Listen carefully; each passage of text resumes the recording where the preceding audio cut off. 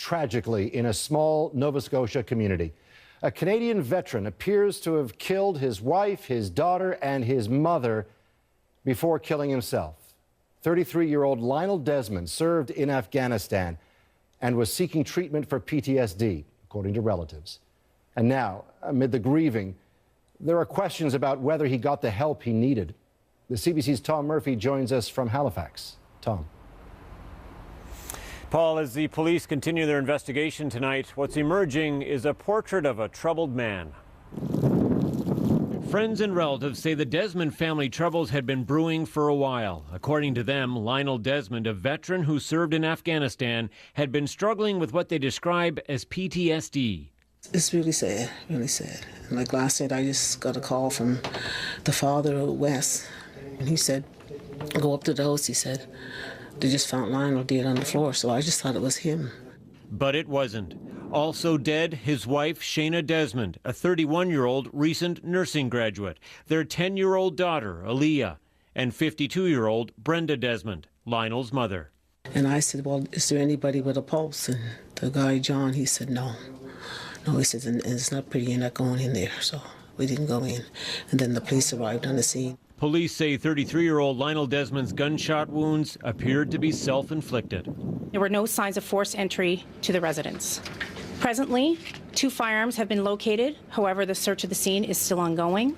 Day 13, raise awareness for PTSD. The Department of National Defense confirms Desmond received treatment from the Joint Personnel Support Unit at Gagetown for a year prior to his 2015 release. The unit provides support to ill and injured soldiers, including mental injuries such as PTSD. Lionel Desmond's relatives and this friend say since he left the military, Desmond had been seeking further treatment. He was waiting for a bed in a hospital. This is not okay. Our veterans that fight for our country, that man deployed twice to Afghanistan. He should not have to wait in line for a bed. Our government and our health system is not taking care of these people. Not taking care of them at all. To me, like I said, it's just like waste. You know, and it's nerve-wracking. Like he had been like trying to get help, and it seems like they put him on the medication and take him off and then put him on something else, and nothing was helping, so. Veterans Affairs Canada calls the case tragic, but won't say anything more because of privacy issues. It does insist it provides access to treatment for veterans with mental illness, including PTSD, in Nova Scotia. But that, Paul, may be of little comfort now to a family planning funerals for 4 and suffering an immeasurable loss. Thanks, Tom. The CBC's Tom Murphy tonight in Halifax. If Lionel Desmond did have PTSD, he was far from alone. 4,243 veterans of the war in Afghanistan received disability benefits for PTSD, according to Veterans Affairs Canada. That's about 10% of the more than 40,000 members of the armed forces who served on that mission. More than 16,000 veterans of all conflicts received benefits because of post-traumatic stress.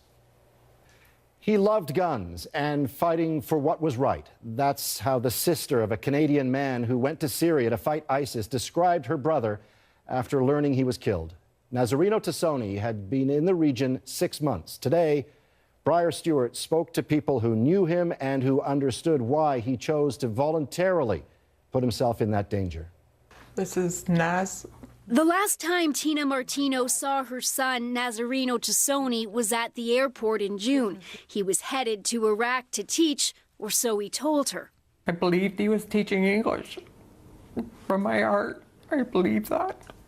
But he was really headed to Syria to join Kurdish forces fighting against ISIS. Before he left, he reached out to Mike Webster, a former military reservist, and the two kept in touch. He was very, very proud of the work he was doing over there, and he was very happy to be standing with the Kurds and with the other international volunteers, and he considered them brothers.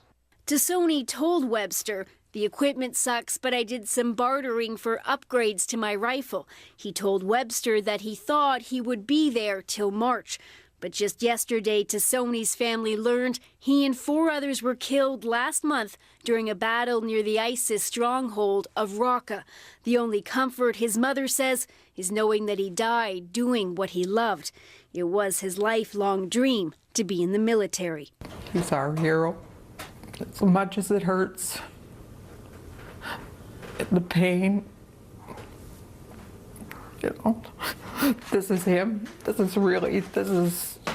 is what he wanted.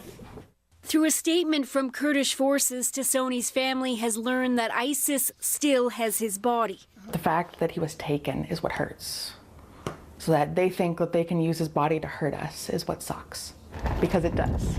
Tassoni is the second Canadian to be killed in Syria while fighting ISIS. 32-year-old John Gallagher, another volunteer, was killed by a suicide bomber in 2015. The federal government has said it doesn't support Canadians freelancing as fighters against ISIS, but experts say the number of people doing it is growing. Hannah Bowman spent 15 months fighting in Syria. Maybe as a society, we're entering an age where people are much more aware of what's happening in the world due to the internet. I was really upset with what ISIS was doing and how our governments were doing really nothing to stop it. As for Tassoni's family, they're hoping to have his remains returned to Canada. They have been in touch with officials in Ottawa, but the government says its ability to offer assistance in Iraq and Syria is severely limited. Briar Stewart, CBC News, Edmonton.